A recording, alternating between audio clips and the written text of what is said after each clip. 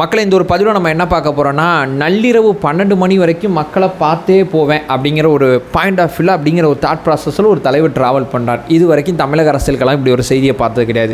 இந்த பக்கம் பார்த்தீங்கன்னா தமிழக அரசியல்வாதிகள் அத்தனை பேர் என்னடா அரசியல்னால் நம்ம ஒரு மாதிரி மக்களை புரிய வச்சுக்கிட்டு இருந்தோம், மக்களுக்கு சொல்லிக் கொடுத்துக்கிட்டு இருந்தோம், மக்கள்கிட்ட காமிச்சுக்கிட்டு இருந்தோம். இந்த மனுஷன் என்ன அரசியலே வேற மாதிரி காமிக்கிறார் அப்படிங்கிற எதிராளிகள் மனநிலை கொஞ்சம் வித்தியாசமாக இருக்குது. இந்த வீடியோவில் நீங்கள் பார்த்த செய்தியோட உங்கள் நேரத்தை நான் வேஸ்ட் பண்ணக்கூடாது. கூடுதலாக நான் என்ன நான் யோசிக்கும் போது தமிழக அரசியல்வாதிகளோட மனநிலையை பதிவு செஞ்சால் என்ன அப்படிங்கிறது எனக்கு தோணுச்சு. தலைவர் விஜய் அவர்களை பற்றி ஏராளமான விமர்சனம். இவர் வெளியே வர மாட்டார், இவர் பண்ணையாத்தன அரசியல் பண்ணுவார், இவர் சொகுசு வாழ்க்கை வாழ்வார், இவர் அதை பண்ணுவார், இவர் இதை பண்ணுவார் அப்படின்னு சொல்லி ஒரே ஒரு நாள் வெளியே வந்து தமிழக அரசியல் களத்தில் இருக்கக்கூடிய அரசியல்வாதிகளை அத்துணை பேரையுமே நிலை உலைய வச்சுட்டார் அப்படிங்கிறது தான் யதார்த்தமான உண்மை. இந்த வீடியோ நான் எப்போ உட்காந்து ஷூட் பண்ணிகிட்டு இருக்கேன்னா, என்னையும் நிலை உலைய வச்சுட்டார். இதுதான் யதார்த்தமானது. கிட்டத்தட்ட நைட்டு 1:30 மணிக்கு உட்காந்து நான் ஷூட் பண்ணிகிட்டு இருக்கேன். வாட்ச் தெரியுதான்னு தெரில. ஏன் 1:30 மணிக்கு நான் ஷூட் பண்ணுறேன்னா, இந்த எக்ஸைட்மெண்ட்டை நான் அப்படியே உங்கள்கிட்ட கடத்தணும். நான் தூங்கினாலும் எனக்கு முதல்ல தூக்கம் வராது. பேசணும் இதை கொண்டு போய் சேர்க்கணுங்கிறது என் மைண்டில் ஓடிக்கிட்டே இருக்கும். அதனால் கேமரா முன்னாடி உட்காந்து இதை கொண்டு போய் சேர்த்துட்டு அதுக்கப்புறம் தூக்கலாம் பார்த்துக்கலாம். ஏன்னா தலைவரே 12 மணி வரைக்கும் உழைச்சிக்கிட்டு இருக்காரு. அவர் வயசுக்கு என் வயசுக்கு நான் உழைச்சா என்ன தப்பு அப்படிங்கிறது தான் என் மனசில் ஆழமாக தெளிவாக எழுந்த ஒரு கேள்வி. இதைத்தான் இந்த வீடியோவில் பதிவு செஞ்சுட்டு, இந்த வீடியோவில் ஒரு 5 மிக முக்கியமான ஒரு வித்தியாசமான தலைவர் விஜய் அவர்கள் வருகைக்கு பிறகு இந்த அரசியல் களத்தில் ஏற்பட்ட மாற்றங்களை பற்றி ரொம்ப தெளிவாக ஆழமாக பார்க்கலாம். உற்சாக வணக்கங்கள். வாங்க பதிவுக்குள்ளே போகலாம். இப்போ முதல் விஷயம் மக்களே, அதாவது பார்த்தீங்கன்னா அரியலூரில் தலைவர் விஜய் அவர்கள் பிரச்சாரத்தில் பேசுகிறாங்க. பேசி முடித்த பிறகு ரைட் அவ்வளோதான் கேன்சல் போல் உட்காந்து வீடியோ அப்போயே நம்ம ஷூட் பண்ணலாம், சில தகவல்லாம் நம்ம சேகரிச்சிருக்கோம், அப்படியே ஷூட் பண்ணலாம். டக்குன்னு இந்த பக்கம் ஒரு செய்தி வருது. பெரம்பலூரை நோக்கி தலைவர் விஜய் அவர்கள் போய் கொண்டிருக்கிறார், அங்கே காத்திருக்கக்கூடிய மக்களை சந்திக்க போகிறார் அப்படிங்கிற ஒரு செய்தி வருது. பெரம்பலூருக்கு போகிறாரா?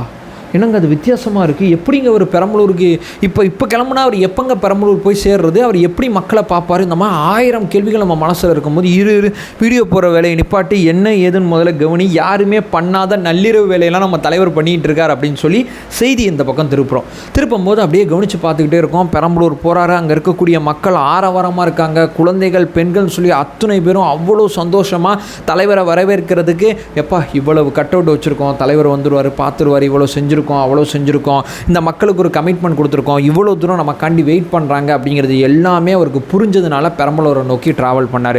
கிட்டத்தட்ட பெரம்பலூர் பக்கத்திலே போயிட்டார். 2 கிலோமீட்டர் அவர் பிரச்சாரம் பண்ணுறதுக்கும் அவர் நின்ன இடத்துக்கும் இது ரத்து செய்யப்பட்டதுக்கு நடுவில் 2 கிலோமீட்டர் தான். 2 கிலோமீட்டர் முன்னாடி ரத்து செய்யப்பட்டதாக ஒரு செய்தி பார்த்துருப்பீங்க. ஏன் தெரியுமா ரத்து பண்ணாங்க? அதுக்கு மேலே உள்ளே போகவே முடியலைங்க. கஷ்டப்பட்டு அவர் உள்ளே போயிருந்தாருன்னா விடிய காலையில் 2 மணி 3 மணி ஆயிருக்கும். அதுதான் யதார்த்தமான உண்மை.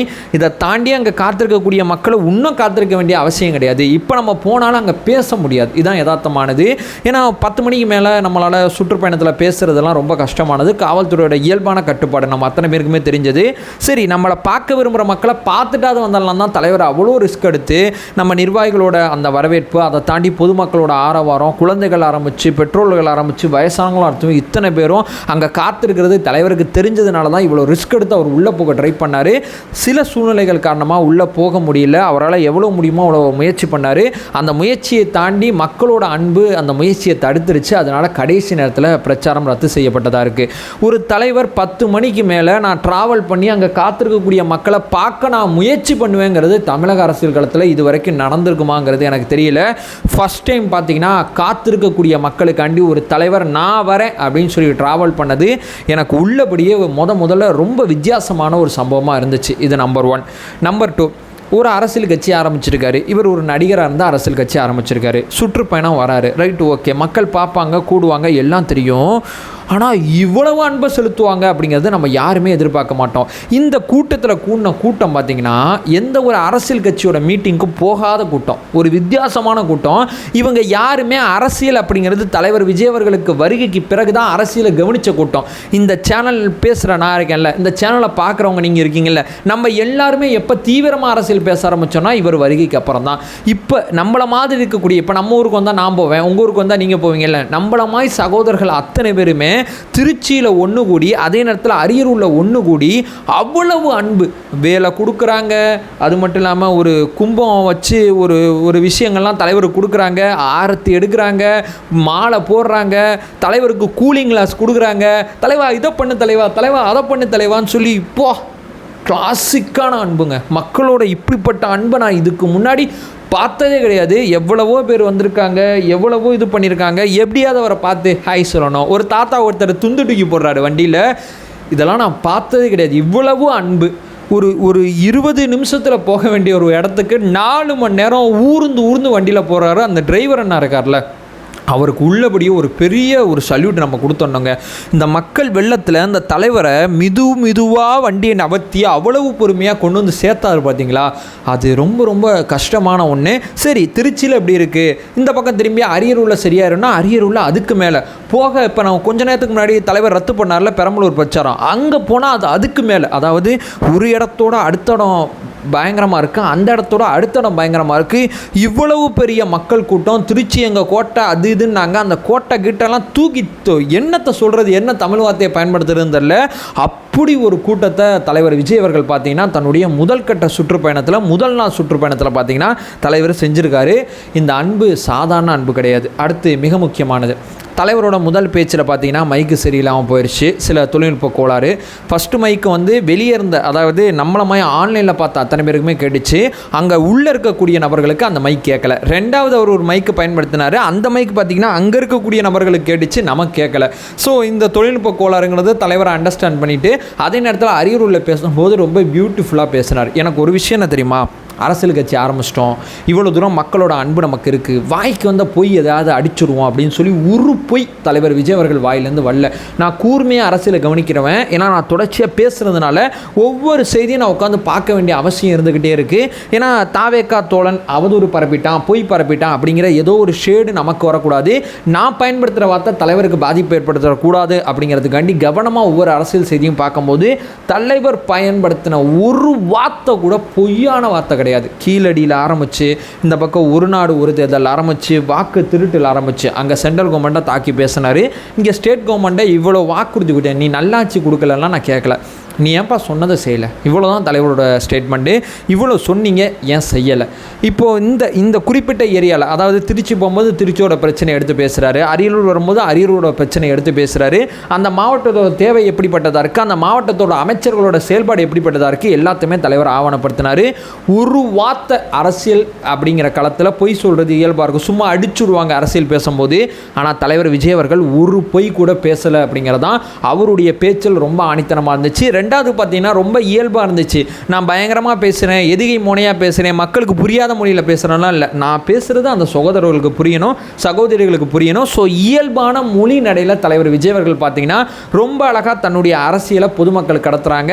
ஏன்னா இவங்க அரசியல் களத்துக்கு புதுசாக இருக்கலாம், இப்போ அரசியலை கவனிக்கலாம். இவங்களுக்கு எந்த டோனில் நம்ம பேசுனா அந்த அரசியல் போய் சேருமோ அந்த டோனில் பார்த்தீங்கன்னா தலைவர் விஜய் அவர்கள் பார்த்தீங்கன்னா மொத்த க்ரௌடையும் கண்ட்ரோல் பண்ணி, மொத்த க்ரௌடையுமே எங்கெங்கே ஆமாம் சொல்லணுமோ அங்கங்கெல்லாம் ஆமாம் சொல்ல வச்சார், எங்கெங்கே இல்லை சொல்லணுமோ அங்கங்கெல்லாம் இல்லை சொல்ல வச்சார். இதுவே பிரதானமான விஷயம். இவ்வளவு தூரம் இந்த க்ரௌட் அத்தனையுமே ஹேண்டில் பண்ணி தன்னுடைய உண்மையான அரசியலை, நேர்மையான அரசியலை, போகிற போக்கில் சொல்கிற அரசியல் இல்லாமல் ஒரு வார்த்தை ஒன்று சொல்லுவார், தாவேக்கா இன்றைக்குமே நிரந்தர தீர்வுகளை இலக்காக நோக்கி நகரக்கூடிய கட்சி. இது உண்மையா? ஆமாம், நிச்சயமாக. ஒவ்வொரு அறிக்கையில் ஆரம்பித்து தலைவரோட செயல்பாடு அத்தனையுமே எடுத்துக்கிட்டால் நிரந்தர தீர்வை நோக்கி நகரக்கூடிய கட்சி தான் தாவேக்கா உட்பட எல்லாத்தையுமே தலைவர் விஜய் அவர்கள் உண்மையான பேச்சில் வெளிப்படுத்தினார் அப்படிங்கிறது என்னுடைய 3வது விஷயமா இருக்குது. 4வது, எனக்கு ரொம்ப நான் போன ஒரு வீடியோவில் தலைவர் கட்டுப்பாடு போடுற ஒரு வீடியோவில் சொல்லியிருப்பேன், அவர் ரொம்ப பெரிய ஜனநாயகவாதி, காவல்துறை கட்டுப்பாடெலாம் மீற மாட்டார். அங்கே இருக்கக்கூடிய நிபந்தனைகளை நம்ம தோழர்கள் மீறி இருக்கலாம், வாகனத்தின் பின்னாடி வந்திருக்கலாம், பரப்புரை நேரங்கள் கூட்டம் காரணமாக மாற்றப்பட்டிருக்கலாம், அது போயிருக்கலாம், இது போயிருக்கலாம், அந்த மாதிரி பல விஷயங்கள் போயிருக்கலாம். ஆனால் வாகனத்தை விட்டு எந்திரிக்கக்கூடாது, எங்கே பரப்புரை பண்ணணுமோ அங்கே மட்டும்தான் தலைவர் விஜய் அவர்கள் எந்திரிச்சு பரப்புரை பண்ணணும், கையசைக்கணும், எந்திரிக்கவே கூடாது அப்படிங்கிற கட்டுப்பாடை காவல்துறை விதிச்சிச்சு.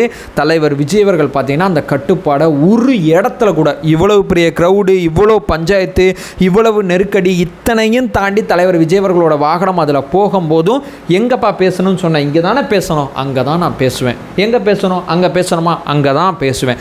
அது வரைக்கும் க்ரௌடை அழகாக கையசைச்சு மக்கள் கொடுக்குற அன்பு அத்தனையுமே வாங்கிக்கிட்டு, மக்கள் கொடுக்குற பொருட்கள் அத்தனையுமே வாங்கிட்டு, நான் முன்னாடி வீடியோ ஆரம்பத்தில் சொன்னபடி கூலிங் கிளாஸில் ஆரம்பித்து தலைவருக்கு பாசி மாலை முதற்கொண்டு என்னென்ன ஆசைப்பட்டாங்களோ அத்தனையுமே தலைவருக்கு கொடுத்து பொதுமக்கள் அத்தனை பேருமே மகிழ்ந்தாங்க அப்படிங்கிறது தான் யதார்த்தமான உண்மை. காவல்துறை விதித்த கட்டுப்பாடை இவ்வளவு க்ரௌடு வந்து ஒரு தலைவர் மீறாமல் ஐயோ இதான் ஆயிரப்போருப்பா அப்படின்னு சொல்லி பெருசாக பதறாமல் ரொம்ப அழகாக தன்னுடைய டீமை வச்சு அந்த கூட்டத்தை மெயின்டைன் பண்ணி கடந்து போனார் பார்த்தீங்களா. அதுதான் ஒரு தலைவனுக்கு அழகு. கீழே இருக்கக்கூடிய தொண்டர்கள் மீறினாலும் தலைவன் மீறாமல் இருக்கார்ல. தலைவர் மீறிட்டா மொத்தமாக போச்சு. தலைவர் மீறாமல் கீழே இருக்கக்கூடிய தொண்டர்கள் மீறினாலும் அதையும் தன்னால் முடிஞ்சளவு எவ்வளவு கண்ட்ரோல் பண்ண முடியுமோ கண்ட்ரோல் பண்ணி அந்த வாகனத்தில் கடந்து வந்தார் பார்த்தீங்களா. இது ரொம்ப ரொம்ப முக்கியமான பிரதானமான விஷயமா இருக்குது. கடைசியாக ஒரு விஷயம் சொல்கிறேன்.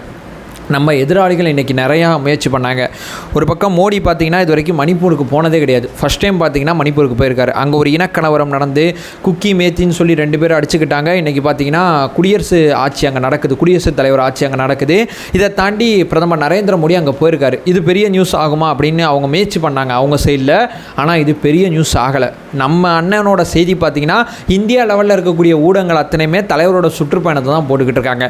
இங்கே தமிழ்நாட்டில் ஒருத்தங்க இருக்காங்கல்ல, அவங்க என்ன பண்ணாங்கன்னா இளையராஜா இருக்கார்ல, அவரை வச்சு ஒரு பாராட்டு விழா அவருக்கு எடுத்தாங்க. ஏன்னா அவர் வந்து பெருசாக நிறையா சாதிச்சிட்டார் அப்படின்னு சொல்லி அவருக்கு இன்றைய தினம் பாராட்டு விழா யாரை வச்சு எடுத்தாங்கன்னா, ஒரு பக்கம் முதலமைச்சர் மு.க. ஸ்டாலின், இந்த பக்கம் கமலஹாசன், இந்த பக்கம் ரஜினிகாந்த், அந்த பக்கம் உதயநிதி ஸ்டாலின், அந்த வரிசையில் இன்பநிதி ஸ்டாலின், இவங்களெல்லாம் வச்சு யாருக்கு வந்து பாராட்டு விழா எடுக்கிறாங்க, அரசு விழாவாக யாருக்கு எடுக்கிறாங்கன்னா இளையராஜா அவர்களுக்கு எடுக்கிறாங்க. ஸோ இந்த செய்தியை போட்டு நம்ம தலைவரோட சுற்றுப்பயணத்தை வந்து முடக்கிடலாம், ஊடகங்களை காமிக்காமல் பண்ணிடலாம் அப்படின்னு சொல்லி எவ்வளவோ முயற்சி பண்ணாங்க. பப்பு வேகலை அப்படிங்கிறது தான் யதார்த்தமான உண்மை.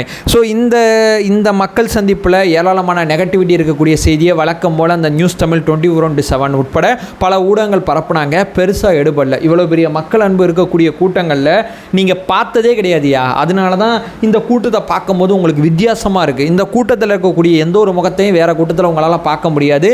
பெரம்பலூரில் நைட்டு 12 மணி வரைக்கும் காசு கொடுத்து நிற்கக்கூடிய கூட்டங்கள்லாம் இதுக்கு மேலே நிற்கணும்னா நீ காசு கொடுக்கணும்னு சொல்லுவாங்க. காசுலாம் தேவையில்லைங்க, எங்கள் வரான்னு சொன்னார், நான் வெயிட் பண்ணுறேன், எவ்வளோ நேரம் ஆனாலும் வெயிட் பண்ணுறேன்னு சொல்லி ஆடல் பாடலோட மகிழ்ச்சியாக தலைவரோட சுற்றுப்பயணத்தை திருவிழா மாடி கொண்டாடுற அந்த கூட்டம் இருக்குது பார்த்தீங்களா. இந்த கூட்டம் இருக்கிற வரைக்கும் இந்த செய்தியை மாற்றி விடுற வேலை, செய்தியை திரிச்சு விட வேற. ஊடகத்தில் லைவ் போடும்போது லைவில் உட்காந்துட்டு வேற ஒருத்தர் ரவீந்திரன் துரைசாமி அப்படிங்கிற ஒருத்தர் பார்த்தீங்கன்னா எவ்வளவு முடியுமோ அவ்வளோ நெகட்டிவிட்டியாக சரியான ஒரு மைக்கு வேலை செய்யலைங்க. இவ்வளோதான் விஷயம். அதற்கு உட்காந்து மைக்கு வேலை செய்யாத ஒருத்தர் நிர்வாகத்தை எப்படி வேலை செய்வார், குடும்பத்தை பார்த்துக்காத ஒருத்தர் நாட்டை எப்படி பார்த்துப்பார். குடும்பத்தை பார்த்துக்கிறதும் நாட்டை பார்த்துக்கிறதும் மைக்கு வேலை செய்யறதும் ஒன்றாயா? இது 3 முதல்ல ஒன்றா? இந்த மாதிரி பல அவதூறுகளை பரப்பி லைவ்லேயே உட்காந்துக்கிட்டு லைவ் போடுறாங்க. லைவ்லேயே உட்காந்துட்டு நமக்கு எதிராக பேசக்கூடிய பத்திரிகையாளர் உட்கார வச்செல்லாம் பேசுகிறாங்க. அப்படி இருந்தும் இந்த க்ரௌடை தடுக்கிறதுக்கு எவ்வளவோ முயற்சி பண்ணாங்க. விஜய் அதுங்க, விஜய் இதுங்க, விஜய் அப்படிப்பட்டவருங்க, விஜய் இப்படி எதையும் மக்களுக்கு அதில் போட்டுக்கல. எங்கள் அண்ணன், எங்கள் தம்பி, என்னோட வீட்டில் இருக்கக்கூடிய ஒருத்தர்னு சொல்லி மக்கள் அன்பை பொழிஞ்சதை இந்த ஊடகங்கள் உட்பட ஊடகங்களில் நிறையா பத்திரிகையாளர்கள் நம்ம கொடுக்குற எலிவேஷனை அவங்க உட்காந்து கொடுத்துக்கிட்டு இருக்காங்க. பனையூரில் இருந்தார் என்று சொல்லி கொண்டிருந்தீர்கள், இன்னைக்கு பனையூரை விட்டு வெளியே வந்துட்டாரு, என்ன பண்ண முடிஞ்சு உங்களால்? காவல்துறை தங்களுடைய வேலையை சரியாக செய்யாமல் இருக்காங்கலாம் நிறைய பேர் சொல்லிட்டு இருக்காங்க. உண்மைக்குமே காவல்துறை ஒழுங்குபடுத்தி கொடுத்திருந்தா தலைவர் நிச்சயமாக பெரம்பலூர் போயிருப்பார். பெரம்பலூரில் அவங்க கண்டிப்பாக பார்த்துருப்பாரு, பேசியிருப்பார். காவல்துறையோட ஒத்துழைப்பும் பத்தலை அப்படிங்கிறது அந்த லைவை முழுமையாக பார்த்த ஒரு தாவேக்கா தொண்டனா என்னுடைய ஆதங்கமாக இருக்குது. இன்னும் கூடுதலாக எங்கள் தலைவருக்கு ஒத்துழைப்பு கொடுங்க, இல்லைனா நீங்கள் தான் கஷ்டப்படுவீங்க போக்குவரத்தை ஒழுங்குபடுத்த. அவர் முடிஞ்சளவு சனிக்கிழமை வரும்போது எவ்வளோ கிண்டல் பண்ணிங்க. இந்த சனிக்கிழமை சாய்ஸ் இப்போ எவ்வளோ கரெக்டாக இருக்குது தெரியுமா? இதுதான் நான் சொல்கிறேன். என் தலைவனோட முடிவுகள் அத்தனையுமே மக்களை மையப்படுத்தி தான் இருக்கும். மக்கள் எப்படிலாம் யோசிக்கிறாங்கோ, மக்களுக்கு எந்த மாதிரிலாம் பிரச்சனை வரக்கூடாதுங்கிறத முன்கூட்டியே யோசிச்சு நீ 1000 சொல்லு, நான் பார்ட் டைம் அரசியல்வாதி, வீக்கெண்ட் அரசியல்வாதி, 1000 சொல்லு, என் மக்களுக்கு எந்த பிரச்சனையும் வந்துடக்கூடாதுன்னு சொல்லி சனிக்கிழமை வந்தார் பார்த்தீங்களா. இதுதான் ரொம்ப முக்கியமானது. ஸோ இந்த பிரச்சார பயணத்தில் மிக முக்கியமாக எனக்கு பட்ட ஒரு 5 விஷயங்களை நாங்கள் ஷேர் பண்ணிட்டேன். ஒரு சுற்றுப்பயணத்தை 12 மணி வரைக்கும் பண்ணுறாரு. மக்களோட அன்பு இப்படிப்பட்டதாக இருக்குது. பொய் பேசாமல் அரசியல் பேசுகிறாரு. இந்த பக்கத்துலையும் பார்த்தா காவல்துறை நிபந்தனையே மீறவே இல்லை. எதிராளிகளோட சூழ்ச்சி இயற்கையாகவே முறியடிக்கப்பட்டுச்சு. இந்த மாதிரி ஒரு 5 மிக முக்கியமான விஷயங்களை பார்த்தேன், அதை ஷேர் பண்ணிட்டேன். இப்போ நிம்மதியாக தூங்குவேன். நீங்கள் காலைல இந்த வீடியோ பாருங்கள். கண்டிப்பாக அந்த வீடியோ சார்ந்த உங்களோட கருத்துக்களை அந்த வீடியோக்குள்ளே கமெண்ட் பண்ணுங்கள். நம்ம சேனலை ஃபர்தராக ஃபாலோ பண்ணிங்கன்னா டிவிக்கு சார்ந்த மிக முக்கியமான பல பதிவுகளை நம்ம பார்த்துட்ருக்கோம். நிறைய பேர் ஃபேன் வச்சு பேசுங்க பிரதர், ரொம்ப உங்களுக்கு வேர்க்குது அப்படின்லாம் சொல்கிறீங்க. நான் ஃபேன் வச்சு பேசுகிறேன்னா இந்தளவு ஆடியோ குவாலிட்டி உங்களுக்கு வராது. அதனால தான் நான் ஃபேனை ஆஃப் பண்ணிட்டு உட்காந்து பேசிக்கிட்டு இருக்கேன். ஸோ இதற்கான வேறு சில வேலைகள் பார்த்துட்டு இருக்கேன். கூடிய சீக்கிரம் அந்த வேர்வை ரொம்ப கம்மியாகும்னு நினைக்கிறேன். அறியாமை அகற்ற வேண்டும், அறியாமை அகற்றப்பட வேண்டும். Thank you so much.